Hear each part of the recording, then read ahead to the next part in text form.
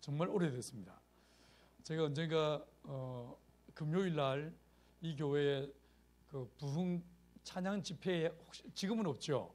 그 찬양 집회에 있을 때 제가 와서 말씀을 전했는데 그때 백 목사님이 이 대학 8부 담당이셨는데 제 설교를 듣고 한번 농화를 같이 오고 싶다고 해가지고 농화를 왔었어요. 그게 기회가 됐고 그 이듬해는 대학부가 내려와가지고 집회를 했는데 농화를 그때는 할 수가 없어서 집회했는데 그때 참석했던 그 대부분의 사람들이 방언이 터지고 환상을 보고 병고침을 경험하고 하나님의 은혜를 경험하는 계기가 있었어요. 그리고 그때 그 이후로 작년까지 또 올해까지 이어서 계속 농화를 오게 되었습니다. 근데 좀 아쉬운 게 있는 것은요, 농화를 오기는 오는데 남는 인간은 한 명도 없어. 다 돌아가. 여러분, 창세기 그 다음 책이 출애굽기라는 책이 있죠, 그죠? 출애굽이 혹시 뭐라고 내가 설명했는지 기억나십니까? 출애굽은 하나님의 귀농 운동이었어요. 원래 가나안에 농사 짓던 이 야곱의 가족들이 먹고 살 길이 없어서 기근이 와서 어디로 갔냐면 도시로 들어갔습니다. 애굽이라는 땅에 도시로 들어갔는데 거기서 도시의 빈민으로 어렵게 살던 이 이스라엘 민족을 하나님이 정신을 차리게 해가지고 다시 고향 땅에 돌아가서 농사 짓고 살게 하신 게 이게 출애굽이었어요.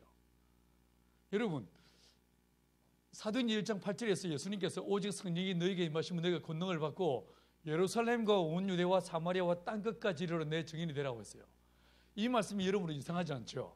근데 이 구절들을요, 여기 나와 있는 이 구절에 나와 있는 지명들을 이스라엘 지도를 펴놓고 쭉 다시 한번 대입시켜 보십시오. 좀 이상합니다. 왜냐하면요, 이스라엘은 긴 나라입니다. 이스라엘 남부와 중부와 북부로 이루어져 있는데 남부 지역을 뭐라고 말하냐면 유다라고 했습니다. 그래서 예수님께서 예루살렘과 온 유다라고 말했을 때 이 지역은요, 이스라엘의 남부 지역을 보고 말하는 말이었습니다. 당연히 중부 지역이 있거든요. 중부 지역을 뭐라고 불렀냐면 사마리아라고 불렀습니다. 또 뭐가 있겠습니까? 북부 지역이 있겠죠. 이 북부 지역을 뭐라고 불렀는지 혹시 아십니까? 갈릴리라고 불렀어요. 갈릴리 농촌이었고 어촌이었습니다. 그럼 주님 뭐라고 하셨어야 되냐면 예루살렘과 온 유대와 사마리아와 그 다음에 갈릴리와 땅끝이라고 하셨어야 되는 거예요. 근데 주님은 갈릴리를 빼먹었습니다. 지도에도 없는 땅끝을 말씀하셨습니다. 왜 땅끝이라고 말씀하시고 갈릴리를 빼먹었는지 혹시 아십니까? 여러분은 20대를 어떻게 보내고 있는지 모르겠지만 전 제 20대의 대부분의 시간을 지리산 골짜기에서 교회를 개척하고 전도하는 일에 내 삶을 들였었습니다. 여름방학 때마다 이 7월 8월 달에요, 여름방학 때마다 서울 지역에서 2,000명 3,000명 청년들을 동원했습니다. 해서 서북남 8개 군에 이 청년들과 함께 내려가서 교회를 개척하고 전도한 일에 내 삶을 들였었습니다. 그때 온 서울에 있는 교회를 만나고 다니면서 이 구절을 어느 날 보다가 진짜 열받았습니다. 갈릴리는 농촌인데 주님은 갈릴리를 빼먹었어. 얼마나 열받았는지 모릅니다. 주님은 한국 교회가 농촌 선교 안 한 건 다 당신 탓입니다. 뭔 말씀을 이따구로 하셨습니까? 얼마나 열받았는지 모릅니다. 그런데 제 이 볼멘 목소리는 며칠이 지나지 않아 끝이 났습니다. 왜냐하면 여러분이 아십니까? 왜 주님은 갈릴리를 빼먹었을까요? 주님은 그 공생의 3년, 금쪽 같은 시간, 그 3년의 공생의 대부분의 시간을 오롯이 어디에서 보내셨습니까? 갈릴리에서 보내셨습니다. 주님의 공생의 모든 시간들은 갈릴리를 중심으로 갈릴리에서 그의 삶을 들으셨습니다. 여러분, 세계 선교의 시작은요, 서울이 아닙니다. 세계 선교의 출발점은 어디였습니까? 갈릴리였어요. 시골 무지개병의 촌놈들이 사는 충청북도 봉은이 세계 선교 시작이었어요. 그래서 이번 이 여름 방학 동안에 우리 팔부가 다시 이 의리를 가지고 충청북도 봉은에 오는 여러분을 주님의 이름으로 축복하고 싶습니다. 근데 여러분, 농활은 치고 빠지는 거예요. 비 없고 바람 없기는 여러분 20대에 이 농촌을 경험한 많은 청년들 중에서 한번 여러분의 인생을 걸고 농촌의 내 삶을 한번 걸어보리라 마음 먹고 내려오는 사람들이 있게 되기를 소망합니다. 누가 아멘 안 했어?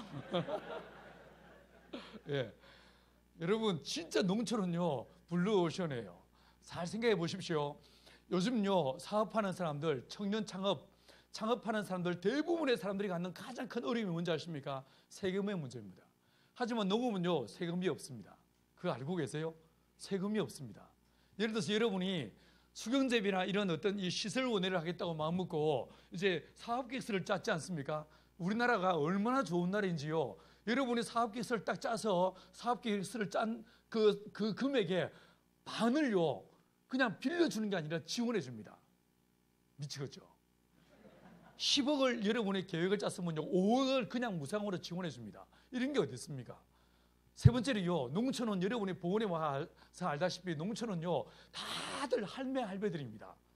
무슨 말입니까? 경쟁자가 없습니다. 경쟁자가 없습니다. 괜히 쓸데없이 고민하지 마시고 내려오세요. 저 푸른 초원위에 구름과 같은 집을 짓고 님과 함께, 이건 내가 볼 때 굉장히 성경적 찬양입니다. 정신을 차리시고 내려오시기 바랍니다. 여러분, 오늘 이 본문에서 보시면요, 하나님께서 뭐라고 하시냐면 만물을 여세 동안 만물을 창조하시는데, 오늘 이 본문은 몇째 날이었습니까? 둘째 날이었어요. 첫째 날 주님 빛을 창조하시죠. 둘째 날 주님께서 물과 물을 나누십니다. 셋째 날에 주님께서 이 물과 물을요 옆으로 찢어버리시면서 묻이 드러나게 하시고 온갖 생명으로 가득 차게 만드셨습니다. 자, 그런데 만약에 이 성경책을 하나님 그분이 정말 만드시고 우리에게 이 책을 주셨다면요, 창세기는 전체 66권의 책 중에서 첫 번째 책이죠. 그러면 창세기는 뭐겠습니까? 서론에 해당하겠죠. 그러지 않겠습니까? 그러면 창세기가 서론이라면 요한계시록은 뭐겠습니까? 결론이겠죠. 그죠? 자, 그러면요, 여러분이 혹시 에세이나 논문을 써보셨습니까? 글을 쓸 때는요, 서론과 본론의 결론에서 결론까지 갈 때 한 주제를 쭉 엮어가야 됩니다. 이 말했다 저 말했다 하면 큰일 납니다. 그러지 않겠습니까? 성경은요 일관성이 있습니다. 성경은 한 주제를 다루고 있습니다. 여러분이 책이 너무 두꺼워서 너무 좀 이렇게 부담이 가고 읽어도 뭔 말인지 모를 때가 많겠지만, 이 책은 딱 한 가지 이야기를 하고 있습니다. 뭔 소리 하고 있는지 아십니까? 성경책은요 예수 이야기하고 있습니다. 너희가 성경에서 영생을 얻는 줄 알고 성경을 상고하거니와 이 모든 것이 누구에 대해서? 예수에 대해서, 나에 대해서 말하고 있다라고 얘기했습니다. 그래서요, 성경을 진짜 잘 읽는 비결은 딱 한 가지입니다. 성경 어디를 보더라도, 어느 구절을 보더라도 그 책에서 예수를 발견하면 됩니다. 진짜 그럴까요? 예, 맞습니다. 성경은 일관성이 있습니다. 매우 일목요연한 일관성을 가지고 반복적으로 그리고 점층적으로 한 가지 이야기, 오직 예수만 이야기하고 있습니다. 자, 예를 들어서 제가 한 가지만 설명해 볼게요. 여러분, 창세기 1장 오늘 읽었는데 첫째 날 주님 뭘 만드셨습니까? 빛을 만드셨죠. 그죠? 어둠 가운데 빛이 있으라고 말씀했습니다. 그런데 이스라엘 민족이 출애굽할 때 기억을 떠올려 보십시오. 이스라엘 민족이 애굽에서 나올 때 출애굽하는 그 역사 속에서 첫날 이스라엘 민족이 경험한 사건이 무엇이었습니까? 하나님의 불기둥이 이스라엘 민족을 이끄십니다. 불을 경험했어요. 뭔 말인지 알겠시요? 출애굽하는데 갑자기 강력한 불기둥이 나타나서 이스라엘 민족을 이끄시고 인도하시더라는 거예요. 불기둥을 경험했어요. 그런데 또 하나 더 생각해 보십시오. 여러분, 이스라엘 민족이요 출애굽한 다음에 광야에 있을 동안에 하나님께서 이스라엘 민족을 예배하게 하기 위해서 하나님께서 이스라엘 민족을 내가 너와 동행한다, 임마누엘의 거룩한 증표로 주신 것이 있었습니다. 무엇이었습니까? 성막이었어요. 이 성막에 휘장을 지나서 첫 번째 딱 들어가는 순간에 제일 먼저 만나는 것이 무엇이었습니까? 번제단이었어요. 이 번제단은 무엇이었습니까? 늘 불이 타는 곳입니다. 제물이 태워지는 곳이었어요. 불이 타는 곳, 불, 빛, 똑같은 이야기를 하고 있는 거예요. 여러분, 하나님이 창세기 1장에서 첫날 빛을 창조하시는데 이스라엘 민족의 출애굽의 첫 번째 역사에서 뭘 경험하게 하더라고요? 불기둥. 근데 성막으로 들어가니까 제일 먼저 만나는 것이 무엇이었습니까? 번제단, 불타는 번제단을 경험하게 하시더라고요. 자, 이걸요 요한복음으로 가보십시오. 요한복음 읽어보셨습니까? 요한복음 1장에서 제일 먼저 나오는 1장과 2장을 쭉 읽어보시면요, 첫째 날, 이튿날, 셋째 날, 날들에 대한 이야기를 하고 있어요. 여러분, 요한복음 1장에서요 맨 첫 번째 날에 무슨 이야기가 나오는지 아십니까? 참빛, 곧 세상에 와서 비치는 빛이시다니 이 빛이 곧 사람들의 생명이다 라고 이야기하고 있습니다. 뭔 소리 하고 있습니까? 빛 이야기하고 있어요. 1장 14절에서 뭐라고 했습니까? 말씀이 육신에 우리 가운데 거하시면 우리가 그 영광을 보니, 대어 독사 하나님의 영광을 보니 아버지의 독생자 영광이요 은혜와 진리가 충만하더라 라고 이야기했어요. 빛에 대한 이야기, 영광에 대한 이야기를 하고 있습니다. 일관되죠? 마침내 결론에 가서 요한계시록에서는 뭐라고 말했습니까? 하나님의 나라, 그 새 예루살렘은 이런 인공의 빛이 필요 없는 하나님의 얼굴에서 나오는 거룩한 영광으로 충만한 나라가 새 예루살렘, 이렇게 말하고 있어요. 오늘 이 본문에서 보시면 둘째 날 얘기를 하고 있습니다. 이 둘째 날 이스라엘 민족이, 아니 온 인류가 하나님의 창조의 날에 둘째 날 경험한 것이 무엇이었습니까? 물에 대한 이야기였어요. 하나님이요, 자, 제 손을 잘 보세요. 하나님이 둘째 날요, 물을 윗물과 아랫물로 쫙 찢어버리십니다. 자, 셋째 날 주님 어떻게 하십니까? 물을 옆으로 물을 찢어버리십니다. 옆으로 물을 찢으셔가지고 궁창이 들어가게 하시고 묻이 들어가게 하시고 하나님이 그 무태에 생명으로 충만케 하십니다. 자, 내 손에서 뭐가 보였습니까? 십자가. 여러분, 이 물이 찢어지는데 하나님이 둘째 날요 윗물과 아랫물로 쫙 나누신 다음에 그 다음에 셋째 날 옆으로 물을 찢으셔서 물 가운데 묻이 들어가게 하셨어요. 자, 이 셋째 날은요 오늘 이야기할까 아닙니다. 둘째 날 이야기만 해보십시다. 여러분, 하나님께서요 둘째 날 물을 만드시고 물 가운데 궁창을 만드시는데 아세요? 여섯 동안의 우주 만물을 창조할 동안에요 하루는요 보시기에 좋았다란 말이 없습니다. 매일매일 순간순간마다 주님이 보시기에 좋았더라, 보시기에 좋았더라 이렇게 말씀했죠, 그죠? 근데 하루는 없습니다. 언제입니까? 이날, 이 둘째 날요 보시기에 좋았다란 말이 없어요. 왜 보시기에 좋았다란 말이 없을까요? 자, 이걸 내가 한번 풀어볼게요. 먼저, 자, 둘째 날 주님이 물을 만드셨죠, 그죠? 물을 나누셨죠, 그죠? 자, 그런데 이스라엘 민족이 출애굽한 다음에 두 번째로 경험한 사건이 무엇이었습니까? 하나님의 불기둥의 인도하심을 따라 딱 당도해 보니까 그 아들 앞에 무엇이 펼쳐져 있습니까? 홍해 바다, 시푸른 바다 앞에서 온 이스라엘 민족이 뭐라고 외쳤습니까? 애굽에 매장지가 없어서 우리를 불러내서 이 물에 빠져 죽게 하느냐라고 이야기했습니다. 물 이야기가 나오고 있죠. 자, 그런데 이 물 이야기가 나왔는데 이스라엘 민족이 성막 안으로 들어가 보십시다. 자, 번제단을 지나서 딱 두 번째로 만나는 것이 무엇이었습니까? 물두멍. 이게 뭔지 아세요? 쉽게 말하면 세수대야예요. 세면대예요, 세면대. 여러분, 이 물두멍이 있는데 이 물두멍은요 뭐로 만들었냐면 이 성막에서 일하는 레위 여자들의 손거울로 만들었다라고 얘기했어요. 지금은요 그럼 거울을 뭐로 만들었습니까? 교수로 만들었죠. 하지만 옛날에 뭐로 만들었어요? 청동으로, 노수로 만들었잖아요. 여러분 안 써봐서 모르지. 역사 시간에 배웠잖아. 그래도 그랬잖아요. 그래서 그때 그 거울은요 밝지 않았어요. 선명하지 않았어요. 그래서 고린도전서 13장에서 바울이 뭐라고 했습니까? 우리가 지금은 거울로 보는 같이 희미하나라고 말했던 거예요. 자, 여러분, 이 물두멍은 여인들의 손거울로, 다시 말해서 금속으로, 청동 혹은 노스로, 구리로 만든 게 이게 물두멍이었는데 이 본문에서요, 오늘 본문에서 하나님이 물과 물을 윗물과 아랫물로 쫙 나누시면서 그 가운데를 뭐라고 했습니까? 궁창이라고 하죠. 이 궁창이란 말이 히브리어로 라카얌이란 말이에요. 근데 이 라카얌이요, 이 히브리어 이 원어를 다시 분석해 보면 이게 무슨 뜻이 되냐면 이 라카얌이 뭐냐면 금속을 얇게 편 그릇이란 뜻이에요. 똑같죠? 그죠? 여러분, 성경은요 매우 반복적이고 점층적으로 일관성 있게 한 가지 이야기라고 하는 거예요. 물 이야기라고 하는 거예요. 자, 요한복음으로 가보십시다. 하나님께서 그 아들 예수님을 보내셨어요. 첫날은 뭐 이야기했습니까? 빈 이야기였죠. 자, 1장 29절에 보니까 이튿날, 둘째 날 나오거든요. 이튿날 세례 요한이 예수님을 보고 뭐라고 말합니까? 보라, 세상 죄를 지고 가는 하나님의 어린 양, 이렇게 말하고 있죠. 이게 뭐였습니까? 세례 사건이었어요. 여러분, 세례가 무엇입니까? 우리가 물에 들어가는 거 아닙니까? 혹시 중에 세례 말고 침례 받으신 분 계십니까? 한 명? 다 세례 받았어요. 다음에 너 침례. 예, 우리는요, 나는 장로교 목사지만 우리 공동체에 침례를 해요. 원래 밥티조란 말은 물에 들어간다는 뜻이 있습니다. 그래서 침례가 오히려 내가 볼 때 더 성경적이에요. 여러분, 예수님께서 세례 혹은 침례 받으시더란 거예요. 이게 뭡니까? 물에 대한 이야기죠. 자, 그런데요, 이게 요한계시록 21장에 가서 보시면 내가 또 보니 새 하늘과 새 땅을 보니 처음 하늘과 처음 땅은 다시 있지 않더라. 그리고 이어서 하신 말씀이 바다도 다시 있지 않더라라고 했어요.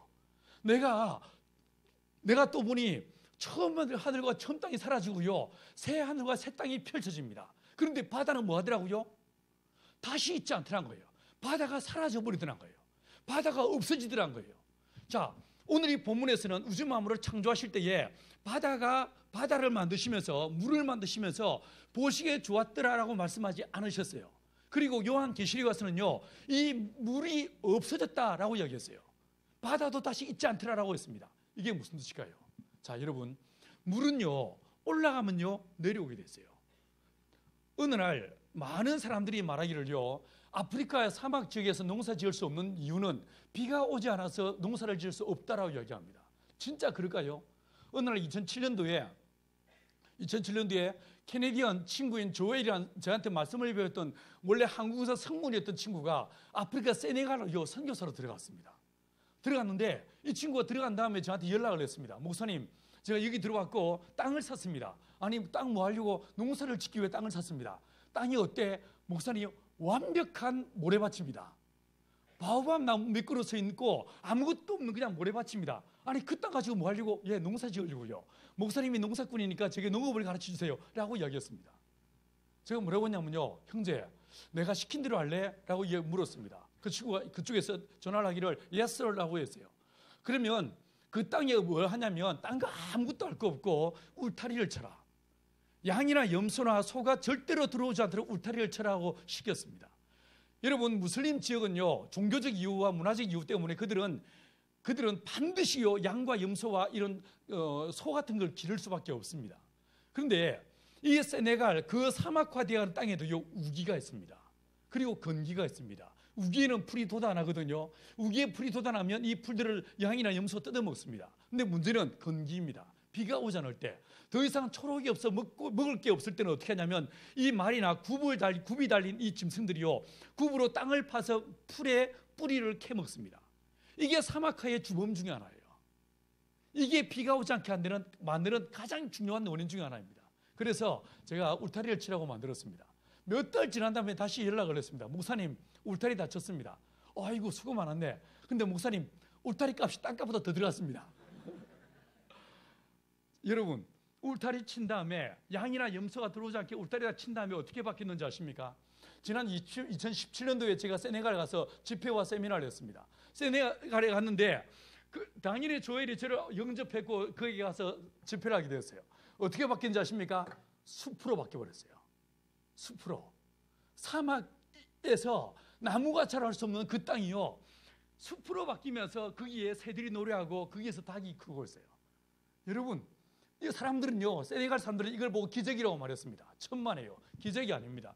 잘 생각해 보십시오. 물은요, 어디서 어디로 흐릅니까? 위에서 아래로 흐릅니까? 예, 맞습니다. 그런데요, 위에서 아래로 흐르는 것은 정확하게 반입니다. 반입니다. 순서가 있습니다. 물은 올라가야 내려옵니다. 비가 오지 않는다고요, 올라가는 물이 없으니까 내려오지 않는 거예요. 하나님께서 욥기에서요, 하나님이 물을 가느다랗게 하여 끌어올리시고라고 이야기하고 있습니다. 비 온 다음에 비가 그치고 나면 아지랭이 피어오르는 걸 보신 적 있습니까? 예, 맞습니다. 하나님은요, 물을 끌어올리시는 거예요. 비가 오면 땅 속이든 대기 중이든요, 반드시요 물은요 상승하게 되어 있습니다. 왜 비가 오지 않는가? 내리는 올라가는 물이 없으니까 비가 오지 않는 거예요. 사하라 사막에도요 400m 혹은 850m 안에 굉장한 물이 있습니다. 물이 있습니다. 이 물을요 표토청 위로 끌어올리지 못하니까 이게 비가 돼서 올 수 없는 거예요. 여러분, 어떻게 끌어올릴 수 있는지 아십니까? 쉽습니다. 창세기 이 본문에 답이 있습니다. 어떻게 하냐면요, 하나님이, 자, 내가 질문해 볼게요. 식물이 먼저 만들어졌습니까? 태양이 먼저 만들어졌습니까? 월날이요. 진짜로? 태양은 몇째 날 만들어졌어요? 성경을 안 봐서 몰라요. 태양은요 넷째 날 만들어졌어요. 식물은 몇째 날 만들어졌을까요? 셋째 날 만들어집니다. 여러분은요 학교에서 배운 그 진화론적인 이 시각에서 그냥 아무 생각 없이 툭 식물, 태양 이렇게 말해서 웃긴 소리 하고 있네. 여러분, 식물은요 태양보다 먼저 만들어졌어요. 먼저 만드셨어요. 여기 질문이 생기죠. 왜 하나님이 태양보다 식물을 먼저 만드셨을까? 저는 농사꾼입니다. 전 농부라서 전 세계 어디를 가든 그 나라의 흙을 만져봅니다. 흙을 입에 넣고 맛을 봐요. 제가 1년에 10개 나라, 어떨 때는 15개 나라를 싸돌아다니면서 농업을 가르치고요. 그리고 집회를 합니다. 이번에도 벌써 제가 7월 달에 8개 나라를 다녔어요. 정말 가난한 나라를 다니면서 거기서 농업을 가르치고 그 사람들 양계를 가르치고 양도를 가르쳐서 자립할 수 있도록 돕습니다. 제 농사꾼인 저는 어디 가든 흙을 만져봅니다. 입에 넣고 맛을 봅니다. 이 흙이 제일 싫어하는 것, 진짜 두려워하는 것이 있습니다. 뭔지 아세요? 직사광선이에요. 마치 타락한 인간이 의로우신 해가 되신 예수님을 무서워하는 것처럼 이 땅은 진짜 태양을 싫어합니다. 하나님 이 태양의 물성을 아셔서 태양보다 식물을 먼저 만드셨습니다. 이 식물로 땅을 다 덮으신 거예요. 덮어놓고 그 다음에 태양을 만드시는 거예요. 자, 이게 답이 나오죠. 여러분, 땅을 살리는 길이 무엇인가? 딱 답은 한 가지입니다. 땅을 덮어주는 거예요. 커버링 하시는 거예요. 하나님이 땅을 덮어주신 것처럼 이 땅에 비가 오지 않는 사막을 어떻게 비가 오는 땅으로 만들 수 있는가? 하나님 하신 원리대로 똑같이 하면 됩니다. 땅을 덮어버리면 땅속 깊은 곳에서 물이 끌어올라지게 되어 있습니다. 이 물을 대기적으로 뿜어버리고 누가 하는가? 식물이 하게 되었습니다. 다 자란 옥수수 한 그루는요, 키가 한 2m에 이르는 이 옥수수는 하루에 2.2리터의 물을 땅속에서 끌어올려서 대기적으로 뿜어버릴 수 있습니다. 이 물이 뿜어지면서 결국 이게 비가 돼서 내리는 거예요. 여러분, 그 세네갈 그 30만 평, 사실은 그 거대한 땅에서 30만 평, 별로 넓지 않은 땅이죠. 이 땅이 이렇게 숲으로 변하고 새들이 노래하고 거기서 식물들이 자라기 시작하는 이 모습 보면서 사막이 숲이 되는 모습 보면서 온 세네갈 사람들이 뭐라고 말했겠습니까? 너희 하나님 진짜 살아계시다. 너희 하나님은 진짜 창조주 하나님이시다. 이렇게 말하지 않겠습니까? 여러분, 2017년도에 제가 그 세네갈 가서 집회하고 있는데 바로 위에 말리라는 나라가 있거든요. 말리에서 연락이 왔습니다. 목사님, 우리가 땅을 드릴 테니까 똑같이 만들어주세요. 땅을요 500만 평을 주겠다는 거예요. 제가 뭐라고 했겠어요? 울타리만 쳐주세요 이러면 되겠죠. 여러분, 하나님의 말씀 안에 답이 있습니다. 말씀 안에 답이 있습니다. 주님께서 이 둘째 날 물 이야기 하셨는데 이 물 이야기는 물이 올라가야만 내려오게 되었습니다. 다시 돌아보십시다. 그런데 이 물이 내려올 때 이게 비거든요. 하나님이 윗물과 아랫물로 쫙 찢어 오셨는데 하나님이 나누어 두신 것이 만나면 어떻게 되겠습니까? 이건 심판이 됩니다. 이건 하나님의 저주가 되고 심판이 됩니다. 하나님이 첫째 날 뭐 하셨어요? 빛과 어둠을 나누셨죠. 근데 빛과 어둠을 나누어 놓는데 빛과 어둠이 섞여버리고 혼재되어 버리면 이게 뭡니까? 애굽에서 하나님께서 대명천지에 이 어둠이 몰아와가지고 어둠이 빛을 삼키게 만들었어요. 이게 무엇이었습니까? 하나님의 심판이었어요. 하나님의 저주였어요. 재앙이었어요. 맞죠? 똑같습니다. 하나님이 둘째 날 윗물과 아랫물로 쫙 나눠두셨는데 이 나누어진 물이 만나면 어떻게 되겠습니까? 이게 노아 홍수가 되는 거예요. 맞죠? 절대로 만나면 안 되는 거예요. 그런데 오늘 이 본문에 보니까 보시기에 좋았더라 말이 없었어요. 자, 여러분 노아 시대로 가보십시다. 노아 시대에 하나님이요 사람 지으셨음을 한탄하십니다. 그리고 후회하셨습니다. 이 사람들을 어떻게 하겠다고 했어요? 물로 다 쓸어 죽여버리겠다고 하나님 굳게 결심하십니다. 그런데 그 중에서 누구를 택하셨어요? 노아를. 노아와 8가족을 딱 택하십니다. 그리고 뭐 했습니까? 방주를 만들려고 했어요. 여러분, 노아가 왜 택함을 받았습니까? 노아가 진짜 의인이었습니까? 물론 창세기 6장 8절에서 노아는 당대 의인이었고 완전한 자였다라고 얘기했습니다. 여러분, 노아가 진짜 의인이었을까요? 방주에 탄 노아와 방주 바깥에서 물에 빠져 죽은 인간들하고 진짜 차이가 있었습니까? 다르게 질문해 볼까요? 지금 이 자리에 앉은 여러분들하고 교회 밖에 있는 인간들하고 차이가 있습니까? 없습니까? 여러분, 세상 사람들이 오정인을 다 욕해. 그럼 오정인은 욕하는 인간들하고 오정인이 뭐 차이가 있습니까? 없어. 다 그 나물의 그 밥이야. 여러분, 교회 다니는 인간들이 더 거룩하고 더 정직하고 더 순결합니까? 나는 이 말에 예스라고 말할 자신이 없어요. 목사라고 해서 성도라고 해서 진짜 우리가 거룩합니까? 나는 이 말에 예스라고 말할 자신이 없어요. 여러분, 노아 때를 생각해 보십시오. 누가복음 17장 27절에서 보시면 노아 때의 사람들이 하나님의 심판을 받는데 노아 때 심판받을 수밖에 없는 노아 때의 사람들의 4가지 형태를 말해주고 있어요. 17장 누가복음 17장 27절에서 뭐라고 하는지 아십니까? 노아 때의 사람들이 먹고 마시고 시집가고 장가갔다. 자, 뭐 마셨을까요? 아이스 카페라테? 아니면 델몬트 오렌지 주스? 뭐 마셨을까요? 술 마셨지. 그죠? 술 마신 거예요. 술 먹고요. 이 사람들이 창세기 6장에서 지 마음대로 여자를 취했다. 성적인 엄청난 무질서와 혼란이 그들 안에 있었다고 말하고 있는 거예요. 맞죠? 여러분, 기독교인들이라고 해서 더 거룩할까? 나는 이 말에 예스라고 말할 자신이 없어요. 자, 그런데요, 창세기 9장에 가보십시오. 홍수가 딱 끝나고 난 다음에 9장 27절에서 보시면요, 노아가 뭔 짓을 하는지 아십니까? 홍수 딱 끝나고 제일 먼저 이 인간이 뭐 했는지 아십니까? 포도나무를 심었어요. 21절에 보니까 그 포도주를 마셨다. 우리나라 성경에 포도주를 마셨다고 되어 있는데 이 히브리 원어에서는요, 거기에 정관사를 붙여놨습니다. 그 포도주를 마셨다라고 되어 있어요. 이게 무슨 뜻이겠습니까? 평소에 즐겨 마시던, 노아가 즐겨 마시던. 여러분은 뭘 즐겨 마시세요? 이 노아가 즐겨 마시던 그 포도주를 마시더라는 거예요. 여러분, 포도주만 마셨습니까? 이 인간이 술 마시고 어떻게 했어요? 고주망태. 그리고 뭐 했습니까? 아랫도리 깠어. 그죠? 그리고 그 다음에 뭐 했습니까? 함을, 그 둘째 아들이 그 아버지의 치부를 보고 형들한테 말했는데, 술 깨고 난 다음에 그 아들에게서 무자비하게요, 뭐 합니까? 술 주정했어요. 저 때려 죽일 놈, 이러면서 얼마나 악담과 악담의 저주를 쏟아부는지 모릅니다. 여러분은 어떻게 잘하는지 모르겠어요. 저는요, 저희 아버지, 나 이 노아의 이 모습 보면 옛날에 씀뿌리가 올라와. 저희 아버지는 군인이셨는데 술만 드시면요, 얼마나 저희를 패셨는지 모릅니다. 더군다나 내가 교회 다니고 난 다음부터는 교회 다닌다고 제사 때 절을 안 한다고 진짜 무지하게 하베에 절을 펴셨습니다. 제사 딱 끝나고 나면 절을 이리 와 해가지고 절을 펴시는데, 어느 날 제가 두들겨 맞고 다음날 정신을 차려보니까 강목 3개가 부러져 있었습니다. 제가 보던 성인책이 찢겨지고 불태워진 게 한두 번이 아니었었어요. 나 노아의 이 모습 보면 딱 우리 아버지의 생각이 나. 여러분, 이 노아가 술 먹었죠. 술 먹고 뭐 합니까? 술 주정하더란 거예요. 술 주정하더란 거예요. 자, 노아 때에 물에 빠져 죽은 인간들하고 노아하고 차이가 있습니까? 없습니까? 똑같더란 거예요. 그런데요, 노아가 왜 구원을 받았습니까? 어떻게 구원을 받았습니까? 우리가 어떻게 구원을 받습니까? 여러분, 창세기 6장 8절에 말하기를 노아는 당대의 의인이었고 완전한 자라고 했는데 하나님의 은혜를 입었더라라고 이야기하고 있어요. 그가요, 행동이 방주 밖에 있는 인간보다 착했는가? 천만에 만만의 콩떡이었다.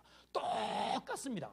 행위로는요, 아무 차이가 없어. 그런데 그에게 뭐가 임하더라고요? 하나님의 은혜가.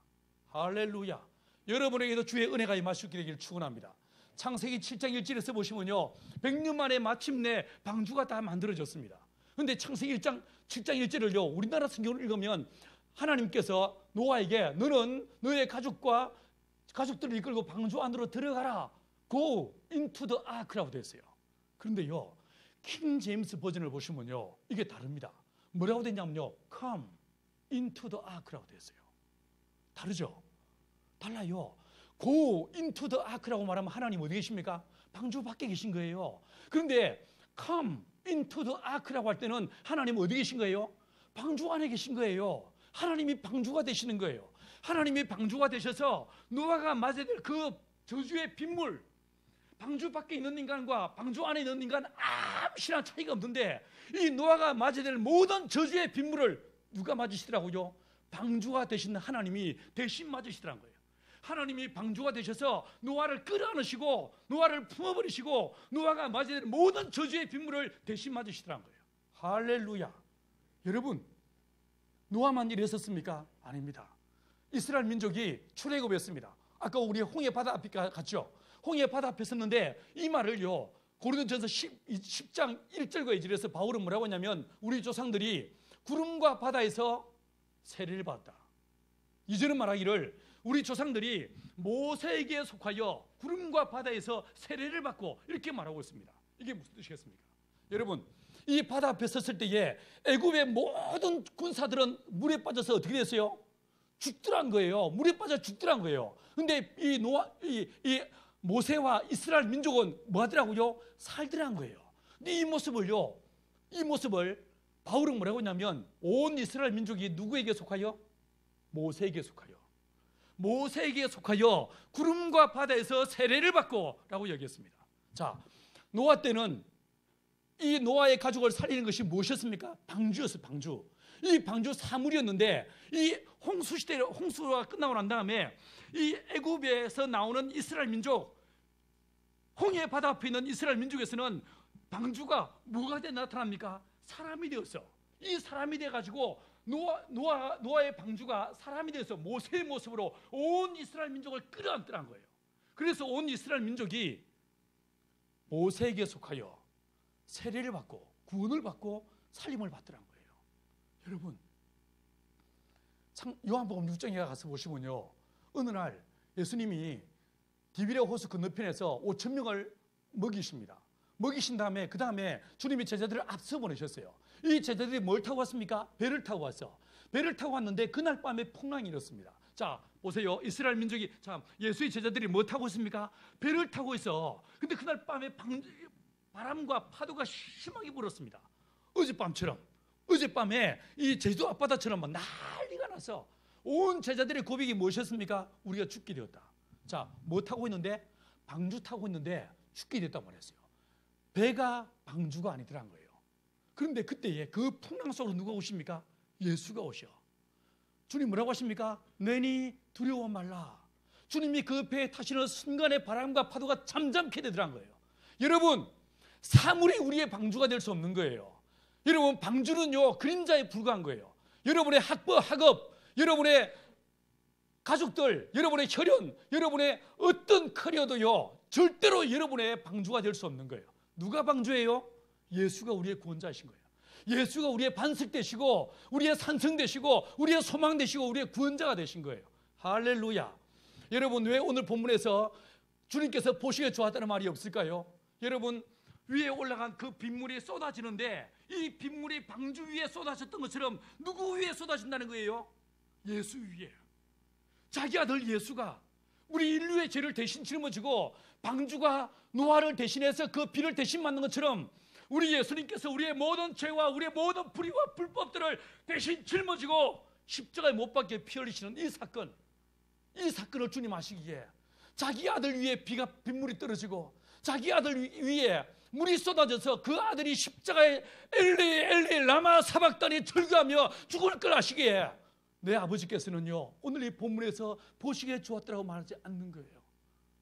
여러분, 왜 요한계시록 21장 가서 바다도 다시 있지 않게 되었을까요? 바다는 어디로 갔을까요?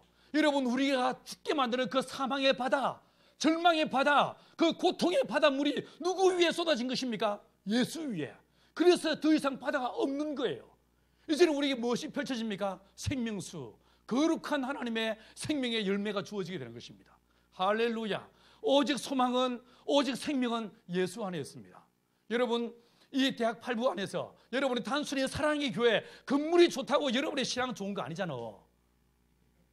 맞지?